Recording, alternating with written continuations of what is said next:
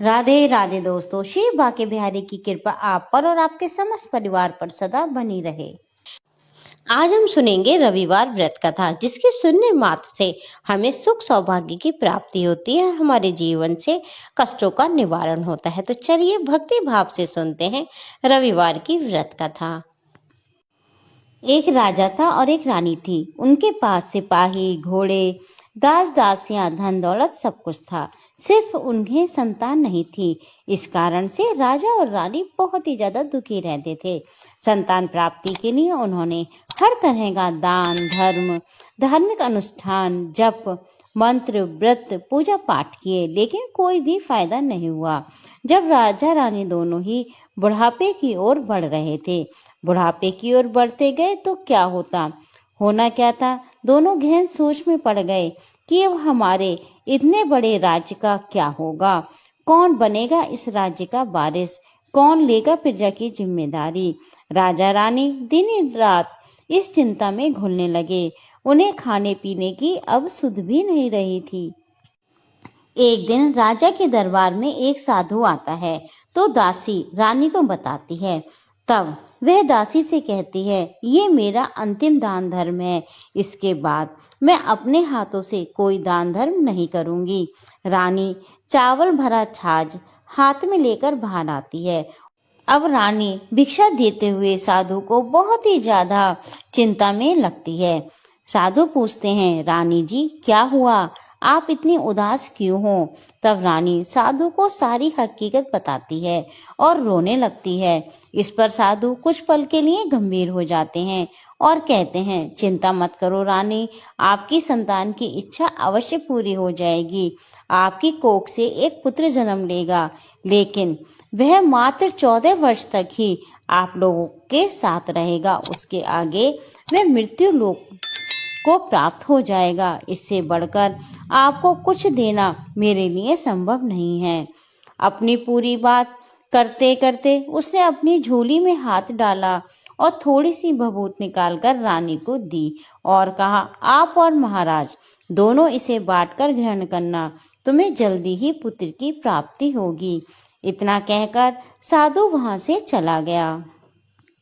अब साधु के जाने के बाद रानी सोचने लगी, 14 साल ही सही, इतने समय के लिए मुझे पुत्र तो मिलेगा, मेरे लिए इतना ही काफी है। उतने साल तक मैं उसे जी जान से बड़ा करूंगी, उसे ढेर सारा प्यार दुलार दूंगी, अपनी संतान की सारी मुरादें मैं पूरी करूंगी।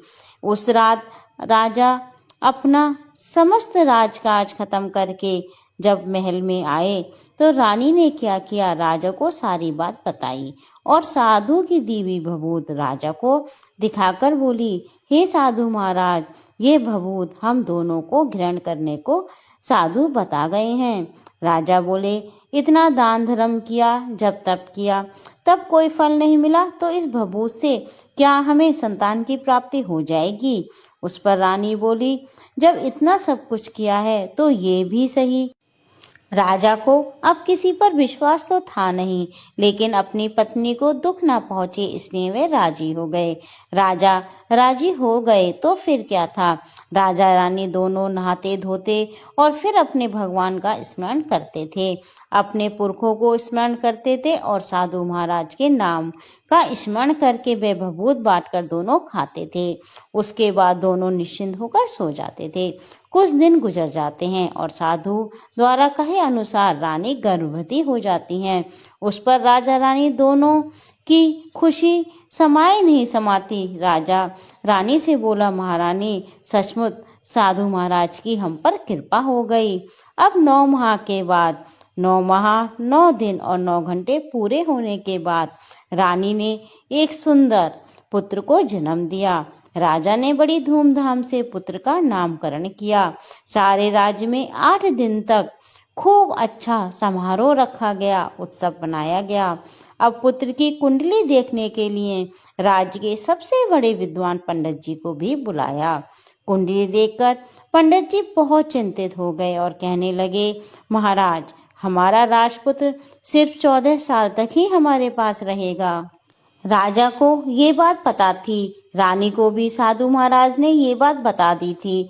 दोनों चुप रह जाते हैं। उसके बाद राजा और रानी बड़े लाड़ प्यार से अपने बेटे को पालते हैं, उसकी हर ख्वाहिश पूरी करते हैं। थोड़े समय के लिए ही सही, भगवान ने संतान की उनकी मुराद पूरी कर दी थी, इसलिए वे हर समाधान मानते हैं। राजा को राजकुमार को बहुत प्यार दुलार करते हैं। राजपुत्र दिन प्रतिदिन बड़े होते रहे। अब एक 7 साल के हो जाते हैं तो राजा एक अच्छे गुरु की नियुक्ति करके उन्हें पढ़ाई लिखाई, राज्य शास्त्र, शास्त्र विद्या, घुड़सवारी इत्यादि 12 विद्याओं की शिक्षा दिलवाते हैं। जब वे सब शास्त्र विद्या में पारंगत हो जाते हैं और 12 वर्ष के हो जाते हैं, तब एक अच्छी सी राजकन्या खोजकर उसकी शादी कर दी जाती है। 2 साल और बीत जाते हैं। बेटा 14 साल का हो जाता है। एक दिन राजपुत्र राजा से बोलते हैं, पिताजी, मैं अपना सारा राज घूमकर देखना चाहता हूँ। आज तक मैंने सिर्फ इस रजवाड़े के अतिरिक्त कुछ भी नहीं देखा है। बेटे की बात सुनकर राजा चिंतित हो जाते हैं, क्योंकि पुत्र का 14वां साल शुरू हो गया था। अब कोई अनहोनी होने के वक्त नजदीक आ पहुंचा था, लेकिन राजा ये सब बातें पुत्र को नहीं बता सकते। अब क्या करना था कि राजा के चेहरे पर खुशी लाकर बेटे से कहते हैं, हाँ हाँ जरूर जाओ बेटा, तुम्हें अपना सारा राज्य घूमकर देखना चाहिए। कहाँ क्या है ये सब जानना चाहिए। कल मेरे बाद तुम्ही को तो राजा बनना है। मात्र एक बात का ध्यान रखना, तुम जहाँ पर रहो, क्या कर रहे हो, ये बात अपनी पत्नी को नहीं बताना। पुत्र कहता है, ठीक है पिताजी, आपने जो कहा है मैं वैसे ही करूँगा। अब राजपुत्र दिन भर अपनी पत्नी के साथ रहते हैं और रात को ठीक 12 बजे बिस्तर से उठकर बाहर चले जाते हैं और फिर सवेरा होने से पहले महल में आकर सो जाते हैं। ऐसा बहुत दिनों तक चलता रहा। अब पुत्र का 14वां साल खत्म होने में कुछ ही दिन बाकी थे। इतने में क्या होता है कि उसकी पत्नी यानी छोटी रानी रात में जाग जाती हैं। वह देखती हैं कि बिस्तर पर राजपुत्र नहीं है। वह महल में सब जगह देखती हैं तो राजपुत्र उन्हें कहीं भी नहीं दिखाई देते। तो अब वह क्या करें, किससे कहें, वे चुपचाप रहती हैं। फिर सुबह पर देखती हैं कि उनके पति अपनी जगह पर सोए हुए हैं। वह अपने पति से कुछ नहीं पूछती, लेकिन दूसरी रात भी वैसा ही होता है। तीसरी, चौथी, ऐसा बहुत दिन तक चलता रहता है। रानी बहुत चिंतित हो जाती हैं। पति रात को कहाँ जाते हैं, किससे मिलने जाते हैं, उनके मन में ढेर सारे सवाल उठने लगते हैं, लेकिन कुछ पूछने से उन्हें डर लगता है, शायद पति गुस्सा ना कर बैठें। सास ससुर से पूछने के बारे में सोचा तो अपनी कुल और मर्यादा बीच में आ जाती है। इस तरह से वह मनी मन कुढ़ती रहती हैं। इस हालत में ना तो वह खाना खाती हैं, ना कुछ खेल कूद करती हैं। वह दुबली पतली हो जाती हैं। राजकुमारी को एक बूढ़ी मालिन जो कि रोज फूल देने महल में आती हैं, उन बुढ़िया माता का ध्यान छोटी रानी पर जाता है। वे उससे पूछती है, बेटी तुम्हें किस बात का दुख है जो तुम इतनी सूख कर काटा हो गई हो। उस पर रानी कहती है, क्या बताऊं अम्मा तुम्हें, तुम्हारा राजपुत्र हर रात बिस्तर पे से उठकर कहीं चला जाता है और सुबह होने से पहले वापस आ जाता है। वे कहाँ जाते हैं, क्या वह प्रेमिका से मिलने जाते हैं? मैं ये सोच सोचकर अंजल ग्रहण नहीं कर पाती और इस कारण मैं दुबली पतली हो गई हूँ। बुढ़िया ये सब बातें सुनकर उन्हें एक उपाय बताती है, तो बेटी से करने को कहती है, आज रात तुम सोना मत, उसके पीछे पीछे जाकर देखना कि वे कहाँ जाते हैं, क्या करते हैं, तो तुम इस तरीके से उनकी खरीदारी भी कर लोगी और तुम्हारा भ्रम भी दूर हो जाएगा। अब रानी बुढ़िया के कहे के अनुसार चलती है। उंगली की जलन से उसे बड़ी देर तक नींद नहीं आती, लेकिन बाद में वह सो जाती है। दूसरे दिन सुबह बुढ़िया माता फूल लेकर आई। उसके महल में पहुंचती हैं, पूछती हैं, बेटा क्या तुम गई थी अपने पति के पीछे पीछे? रानी कहती है, नहीं अम्मा, मुझे तो नींद आ गई थी। बुढ़िया कहती है, कोई बात नहीं, आज तुम उंगली पर पहले से थोड़ा बड़ा जख्म करना और ज्यादा मिर्च लगा लेना, उससे तुम्हें नींद नहीं आएगी। तो रानी वैसे ही करती है, परंतु वह सिर्फ पति के बिस्तर से उठकर बाहर निकलते वक्त तक जाग पाई। वह उसके पीछे नहीं जा सकी।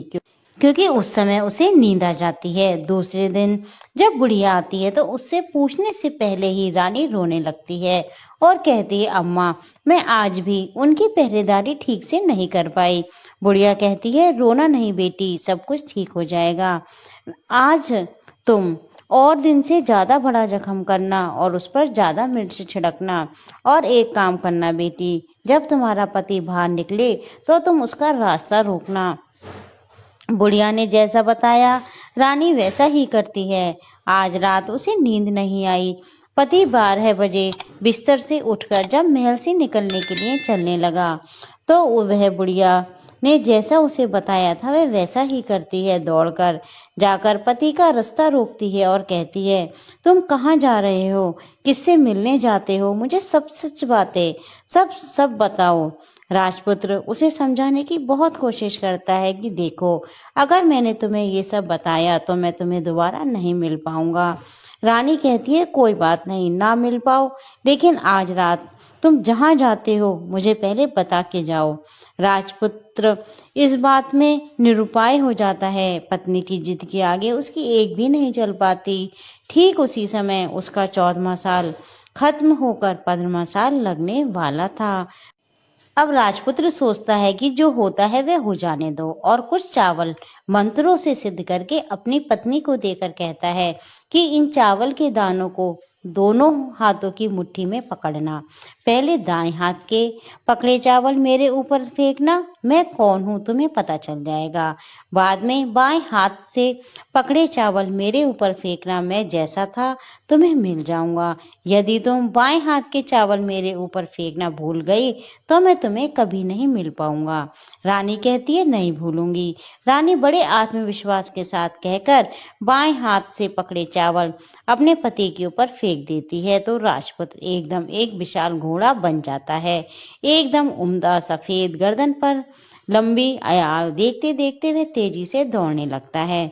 रानी उस घोड़े को एकदम भौचक्की होकर देखने लगती है और पति के बाएं हाथ के चावल फेंकने की जो बात कही थी वह भूल जाती है। उसकी आंखों के सामने घोड़ा महल से बाहर निकलकर चला जाता है। घोड़ा जो महल से बाहर जाता है वह वापस नहीं आता। अब रानी को बड़ा पश्चाताप होता है। वह स्वयं को कोसने लगती है, लेकिन अब कोई फायदा नहीं था। राजपुत्र अब वापस नहीं आया। सुबह होते ही महाराजा महारानी को सब बात पता चलती है तो उन्हें बहुत दुख होता है। वे बिस्तर पकड़ते हैं और राह देखते हैं एक दिन उनका बेटा वापस आ जाए। इस तरह 1 महीना गुजरता है, 2 महीने गुजरते हैं, 3 महीने गुजरते हैं, 6 महीने गुजरते हैं। राजपुत्र का कोई भी अता पता नहीं लगता। प्रधान राजपुत्र को ढूंढने के लिए राज के गांव गांव सिपाही भेजते हैं, लेकिन उसमें उन्हें कोई भी सफलता नहीं मिलती।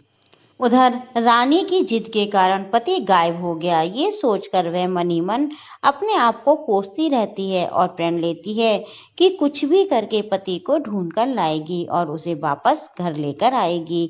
एक दिन वह सुबह उठकर सास ससुर के महल में जाती है और कहती है, मैं अपने पति की खोज में जा रही हूँ।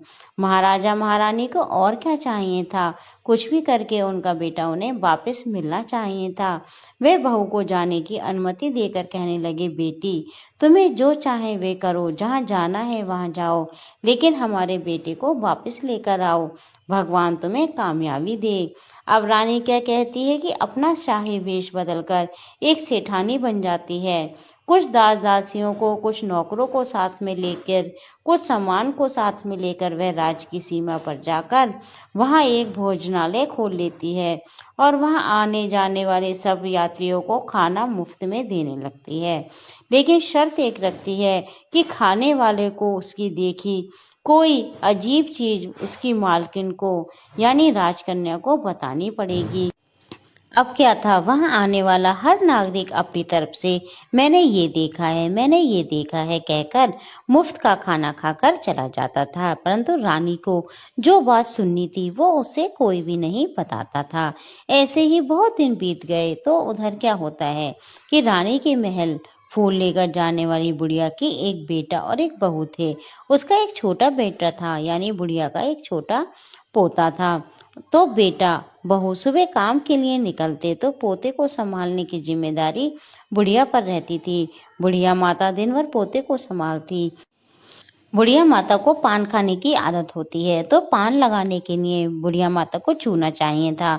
चूने को तैयार करने के लिए वे सीपियां लेकर आईं और सीपियों को भूनने के लिए गोबर के कंडे चाहिए थे। कंडे इकट्ठे करने के लिए वे बांस की टोकरी लेकर चरवाहे के मैदान में गईं। वहां बहुत सारे कंडे थे। उन्हें जमा करते करते उन्हें घर आने में देर हो गई और अंधेरा हो गया। इस ओर शाम होते होते काम से उनके बेटे बहू भी वापस आ गए और उन्होंने देखा कि उनका बच्चा घर में अकेला है और वो जोर जोर से रो रहा था। वे दोनों बेटे बहू गुस्से से लाल पीले हो गए। इतने में बुढ़िया घर पर पहुंची। बेटे ने पूछा, पोते को अकेला छोड़कर कहाँ गई थी? बुढ़िया माता बताने लगी कि गोबर के कंडे इकट्ठे करने गई थी। इस पर बेटा बोला, दोबारा अगर बच्चे को घर पर अकेला छोड़ के कहीं गई तो मैं तुम्हें बहुत पीटूंगा। बुढ़िया माता कहने लगी, नहीं बेटा, फिर मैं ऐसा नहीं करूंगी। लेकिन दूसरे ही दिन बुढ़िया माता ये बात भूल गईं और चरवाहे के मैदान पर कंडे इकट्ठे करने चली गईं। शाम को जब वे बेटा बहू काम से लौटे तो देखते हैं कि बच्चा फिर घर में अकेला रो रहा था।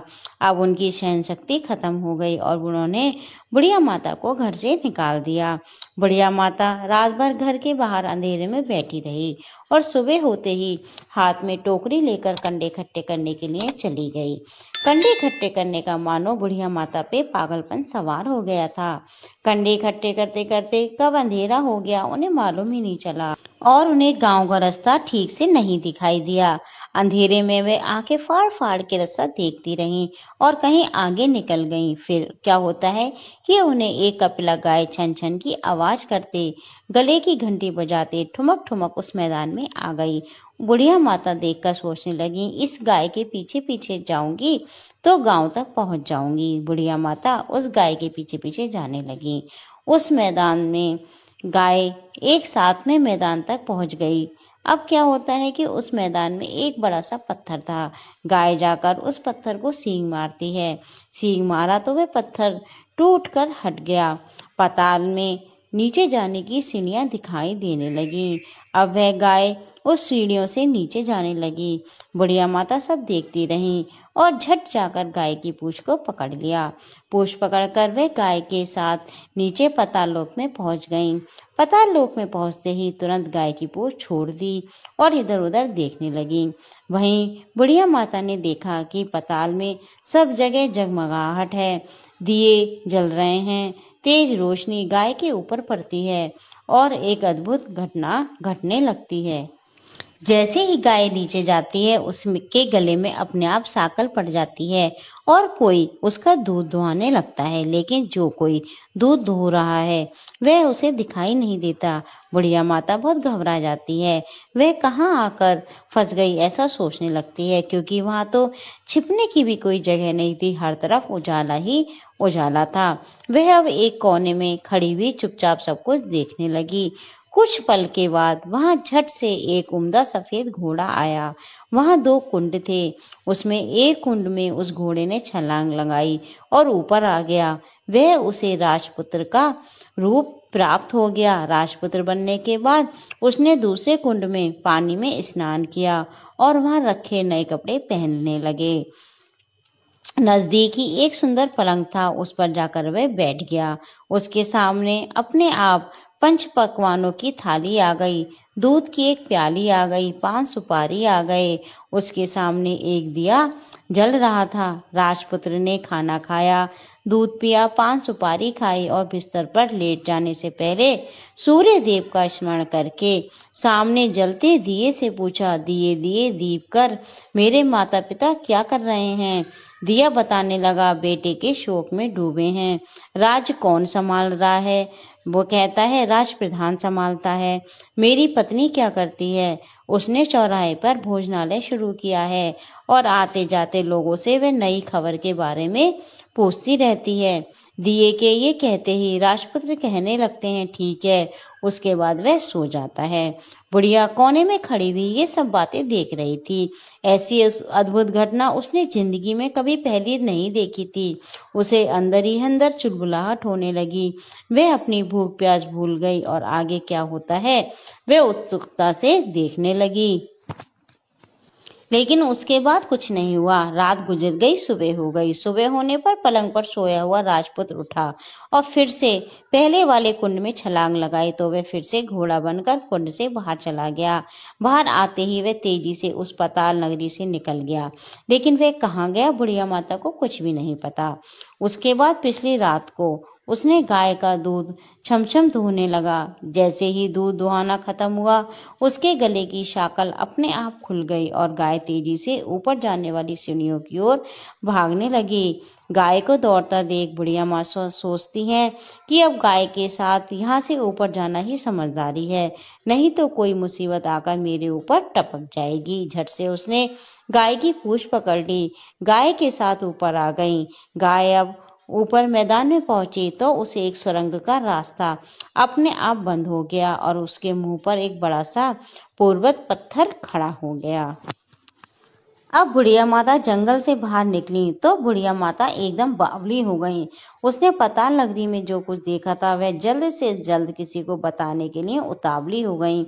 उसे एकदम याद आया कि नगर की सीमा पर कोई औरत भोजनालय चलाती है और नई बात बताने की इच्छा खाना पीना मुफ्त में देती है। वह सोचने लगी क्यों ना ये बात उस औरत को बताऊं। यदि उसे ये बात पसंद आई तो बाकी जीवन खाने पीने की झंझट से मुक्ति मिल जाएगी। बुढ़िया माता ने मन ही मन तय कर लिया। तुरंत उस भोजनालय के द्वार पर टंगे नगाड़े के सामने खड़ी हो गई और जोर जोर से नगाड़ा बजाना शुरू कर दिया। नगाड़े को इस तरह शोर सुनकर मालकिन यानी छोटी रानी मन में प्रसन्न हो जाती हैं कि शायद कोई बड़ी बात लेकर आया है। रानी सिपाहियों को आदेश देती हैं जाइए, जो कोई भी आया है उसकी खातिरदारी कीजिए और उसे अंदर बुला के लाइए। बुढ़िया माता अंदर आती है। उन्होंने पूछा बुढ़िया माता क्यों नगाड़ा बजा रही हो। बुढ़िया बोली कुछ नहीं बेटा, यहाँ खाना मिलता है ना इसलिए आई हूँ। खाना चाहिए मिलेगा लेकिन कोई नई बात बतानी पड़ेगी। हाँ बताऊंगी, एक बात मालूम है मुझे। ये बात कहकर सिपाही बुढ़िया माता को अंदर ले जाते हैं और उनका बहुत आदर सत्कार करते हैं। अब एक बड़ी सी थाली में बुढ़िया माता को व्यंजन परोसे गए। बुढ़िया माता कुछ दिनों से बहुत भूखी थी। वह खाने पर टूट पड़ी। खाना खाने के बाद सिपाही ने उन्हें एक नई साड़ी पहनने को दी। उसके बाद उसे लेकर वह रानी के पास गए। बुढ़िया और रानी ने तुरंत एक दूसरे को पहचान लिया। बुढ़िया माता बोली बेटी तुम।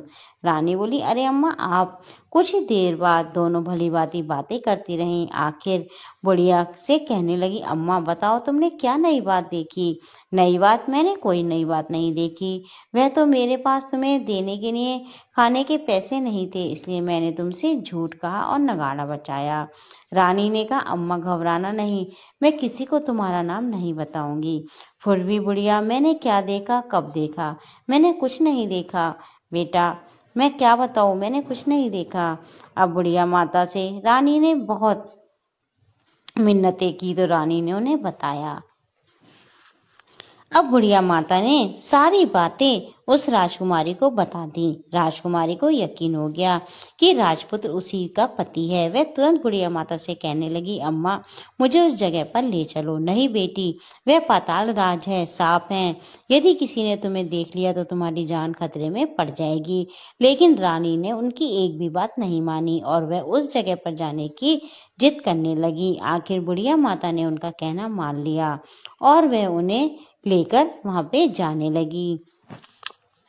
अब दोनों उसी मैदान पर पहुंची जहां की उन्हें गाय मिली थी और गाय का इंतजार करने लगी। दिन ढलते ही अंधेरा घिरने लगा और गाय हमेशा की तरह वहां पर आ गई। मैदान के उसी कोने में जहां पत्थर रखा था गाय ने सींग मारा तो झट से पत्थर हटकर सुरंग जाने का रास्ता खुल गया। गाय उस रास्ते में नीचे उतर गई तो बुढ़िया और रानी कहने लगी जल्दी आओ बेटा, हम गाय की पूंछ पकड़कर नीचे उतरेंगे। दोनों गाय की पूंछ पकड़कर नीचे उतर गईं। पहले बुढ़िया माता जिस कोने में छुपी थी उस कोने में छिप गईं। अब नीचे जब सब कुछ पहला जैसा घटित हो गया। गाय के गले में अपने आप साकर पड़ गई और कोई अदृश्य रूप से उसका दूध धोने लगा। एक सफेद उम्दा घोड़े ने जाकर एक कुंड में छलांग लगाई तो राजपुत्र के रूप में ऊपर आया। राजपुत्र दूसरे कुंड में नहाने लगा। बाद में उसके सामने थाली आ गई, दूध की प्याली, पान, बीड़ा, ठीक वैसे ही हुआ जैसे कि पहले हुआ था। अब राजकुमार ने सूर्यदेव का स्मरण किया और दिए से पूछने लगे, दिए दिए दीप कर मेरे माता पिता क्या कर रहे हैं? तो दिए ने अब कुछ भी जवाब नहीं दिया, बल्कि वह बुझ गया। राजपुत्र को कुछ अघटित हुआ है इसका संदेह हो गया। वह उदास हो गए और जो कुछ हुआ है वह कह दो, ऐसा सोचकर सोने के लिए बिस्तर पर लेट गए। अब रानी का संयम छूट गया। वह दौड़कर पति के पास गई और उसके पैर पकड़ने के लिए आगे बढ़ने लगी। राजपुत्र तुरंत ही पत्नी को पहचान गए। वह झट से पीछे हट गया और चिल्लाने लगा, नहीं नहीं, मुझे मत छूना, सर्वनाश हो जाएगा। अब रानी दोनों हाथ जोड़कर पति से अपनी भूल स्वीकार करने लगी। स्वामी, मुझसे भूल हो गई। मुझे आपसे नहीं पूछना चाहिए था कि आप रात को कहाँ जाते हो। मैं अपनी भूल स्वीकार करती हूँ। मुझे मेरी भूल की सजा मिल गई है। अब आप घर चलें। आपके वियोग में आपके माता पिता ने बिस्तर पकड़ लिया है। आपकी प्रजा भी बहुत दुखी है। इस पर राजपुत्र कहने लगे, वही तो एक बार तुम गलती कर बैठी, अब दोबारा मत करना, नहीं तो अब मैं तुम्हें जो दिख रहा हूँ वह भी नहीं दिखूंगा। रानी विलाप करने लगी, जोर जोर से जमीन पर सिर पटकने लगी। राजपुत्र के मन में उसके प्रति दया आ गई। वह कहने लगा, यदि तुम मुझे पाना चाहती हो तो तुम्हें एक काम करना होगा। काम कठिन है, लेकिन वह तुम्हें अकेले ही करना होगा। राजकुमारी बोली, कहो स्वामी, कितना भी कठिन काम हो मैं उसे पूर्ण करूंगी।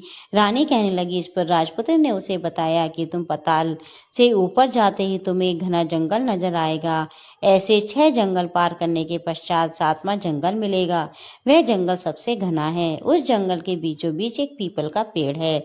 उसके पास की जगह पत्ते, फंदे, जटाएं, कांटे इत्यादि से ढक चुकी है। वहां शेर, भालू, सांप सभी धमा चौकड़ी लगाकर बैठे हैं। तुम सबको भगाकर वह जगह साफ करनी है, जिसकी गोबर से लिपाई करनी है और उसे पवित्र स्थान बनाना है, रंगोली से सजाना है। उसके बाद वहां धूप, कपूर, अगरबत्ती जलानी है, फूल कुमकुम से पेड़ की तने की पूजा करनी है, दूध दही से बने चावल का भोग चढ़ाना है। ये सब दोपहर के 12 बजे से पहले करना होगा। 12 बजने के समय तुम्हें उस जगह पर बैठकर सूर्य भगवान का ध्यान करना है। ठीक 12 बजे सूर्य भगवान का रथ वहां पर उतरेगा। वह सब देखकर खुश हो जाएंगे और कहेंगे कि बेटी, जिस किसी ने ये सब किया है उसे मैं मनचाहा फल दूंगा। तो तुम उसके सामने जाकर उनके रथ का दाहिना घोड़ा मांगना, मैं तुम्हें मिल जाऊंगा। इतनी बात कहकर राजपुत्र अपने पलंग पर सो गया और छोटी रानी भोर होने की राह देखने लगी। सुबह होते ही बुढ़िया माता के साथ गाय की पूंछ पकड़कर ऊपर आ गई। ऊपर आने के बाद वह बुढ़िया से कहने लगी, अम्मा, अब मैं अकेले ही आगे जाऊंगी, तुम भोजनालय वापस जाओ। वह जंगल में जाकर राजपुत्र की बताई हुई जगह को ढूंढने लगी और स्वयं आरी से वह जगह साफ कर दी। बाद में राजपुत्र ने जैसे बताया उसने लिपाई पुताई करी और दूसरे दिन पौ फटने से पहले उठी, जंगल में उस जगह पहुंची। वहां जाकर इत्र गुलाब का पानी छिड़ककर उस जगह को सुगंधित किया, धूप अगरबत्ती जलाकर उसे पवित्र किया। पूजा की सब सामग्री वहां देख तैयार रखकर सूर्य भगवान का ध्यान करने बैठ गई। जैसा कि पति ने बताया था कि दोपहर को ठीक 12 बजे सूर्य भगवान का रथ उस पीपल के पेड़ पर आकर रुका। सूर्य भगवान ने जब रथ के नीचे देखा तो सुगंधित वातावरण देखकर वह बहुत प्रसन्न हुए। फिर वे बोले, जिस किसी ने ये काम किया है वह यहाँ आकर आज मुझसे जो कुछ मांगेगा मैं उसे दे दूंगा। रानी ने जब ये बात सुनी तो वह बिना समय गवाए दौड़कर उनके सामने और सूर्यदेव को साष्टांग नमस्कार करके बोली, भगवान, ये मैं ही हूँ, मैंने ही ये जगह साफ की है। अच्छा, जो तुम्हें चाहिए वह मुझसे मांग लो। भगवान, मुझे आपके रथ का दाहिना घोड़ा चाहिए। सूर्य भगवान बोले, नहीं नहीं, मैं तुम्हें और कुछ भी दे सकता हूँ, लेकिन ये घोड़ा नहीं दे सकता। मेरे रथ के 12 घोड़े हैं, तुम चाहे तो कोई और घोड़ा मांग लो, लेकिन ये दाहिना घोड़ा नहीं, मैं तुम्हें ये नहीं दे सकता। छोटी रानी ने एक नहीं सुनी। वह सूर्यदेव से एक ही बात कर रही थी कि मुझे ये दाहिना घोड़ा दे दो, नहीं तो मैं आपके पैरों में गिरकर अपनी जान दे दूंगी। अब सूर्यदेव धर्म संकट में पड़ गए। उन्होंने वचन दे दिया था, अब अपने वचन से पलटें तो क्या करें। ठीक है, दे दिया तुम्हें घोड़ा, सूर्यदेव ने कहा। फिर एक बात और भी कही, देखो मैंने तुम्हें घोड़ा तो दिया है, लेकिन वह तुम्हें यहाँ नहीं मिलेगा, तुम्हें उस पाताल में जाकर लाना होगा। रानी बोली, पाताल में ही क्या भगवान, मैं उन्हें पाने के लिए कहीं भी जा सकती हूँ। अब रानी को वचन देकर सूर्यदेव अपने मार्ग में चले गए और उधर रानी जंगल में अपने भोजनालय में आ गई। फिर वह बुढ़िया को लेकर उस मैदान पर गई। जल्द ही शाम हो गई। शाम होते होते वहां वह गाय आई और दोनों गाय की पूंछ पकड़कर नीचे उतर गई। नीचे पाताल में सब घटनाएं पहले की तरह घटने लगी। घोड़े को एक कुंड में नहाकर राजपुत्र बन जाना, नहा धोकर पलंग पर बैठना, सोने की थाली में खाना आना, पान बीड़ा सब उसी तरीके से होने लगा। और राजा ने सब कुछ खाया और दिए से पूछने लगे, दिए दिए दीप कर मेरे माता पिता क्या कर रहे हैं। दिए ने बताया, वे दोनों तुम्हारे शोक में मरने की स्थिति तक पहुंच गए हैं। ऐसा झट से उसकी आंखों से आंसू टपकने लगे। फिर वह पूछने लगा, दिए दिए दीप कर मेरा राज कौन चला रहा है। दिया बोला कि तुम्हारा राज्य प्रधान चला रहा है, वह सब कुछ हड़प चुका है और प्रजा पर बहुत अत्याचार कर रहा है। सुनकर राजपुत्र को बहुत गुस्सा आया। वह गुस्से से अपनी मुट्ठी भींचने लगा, पूछने लगा, दिए दिए दीप कर मेरी पत्नी क्या कर रही है। अब दिया कुछ नहीं बोला, चुप रहा। अब रानी का संयम जवाब दे गया। वह दौड़कर पति के गले लग गई। अब मैं तुम्हें मिल गया, राजपुत्र कहने लगा। सच कहते हो, अब आप फिर से घोड़ा तो नहीं बनोगे ना। राजकुमार कहने लगा, नहीं, मैं दोबारा से घोड़ा नहीं बनूंगा। तुमने जो इतने सारे कष्ट उठाए हैं मुझे पाने के लिए, इसलिए सूर्यदेव ने मुझे सदा के लिए घोड़े के जन्म से मुक्त कर दिया। राजपुत्र ने बड़े प्यार से कहा और उसे गले लगाया, उसके आंसू पोंछे। कुछ देर पश्चात भोर हो गई तो गाय की श्रृंखला टूटकर ऊपर भूलोक जाने लगी। रानी, राजपूत और बुढ़िया उसकी पूंछ पकड़कर ऊपर आ गए। ऊपर आने के बाद वे सीधे भोजनालय में पहुंचे। वहां का सब सामान लोगों में बांट दिया और उसको ताला लगाकर अपने राज्य में लौट आए। राजपुत्र वापस आता तो उसके तेवर देकर प्रधान घबरा गया। राजपुत्र ने उसे बंदी बनाकर कैद खाने में डाल दिया। राज की बागडोर अपने हाथ में ले ली। उसके बाद वह अपने माता पिता को मिलने के लिए महल में गया। तब राजपुत्र क्या देखता है कि उसकी माता पिता उसके शोक में बहुत दुबले पतले हो गए हैं। पुत्र को वापस आया देखकर मरणासन राजा रानी की आंखों से टप टप आंसू बहने लगे। उन दोनों ने पुत्र को गले लगाया, प्यार से सहलाया। इतना होने के बाद उनके सेहत में एकदम सुधार आ गया। अब वे फिर बिस्तर से उठ गए और पुत्र को आशीष देने लगे। राजपुत्र के आने की खबर पूरे राज्य में फैल गई। प्रजा खुशी से फूले नहीं समाई। प्रजाजन राजमहल के सामने इकट्ठे हो गए। राजपुत्र ने भी उन्हें दर्शन दिए और जब वह आज से उन्हें कोई दुख नहीं पहुंचेगा ऐसा वचन भी दिया। अब राजा अपने पुत्र का राज्याभिषेक करने लगे और उसे सिंहासन पर बिठाया। बहू को महारानी का दर्जा दिया। स्वयं अपनी पत्नी के साथ ईश्वर स्मरण करते करते अपनी खुशी से दिन व्यतीत करने लगे। महाराजा बना राजपूत अच्छी तरह से राज्य चलाने लगा और अपनी पत्नी के साथ सुख शांति से जीवन व्यतीत करने लगा। उस बुढ़िया माता को रानी ने अपने पास ही रख लिया। उसकी अच्छी तरीके से देखभाल करने लगी। बुढ़िया और उसके बुढ़ापे के दिन अच्छे से गुजर गए। बोलो सूर्य भगवान की जय।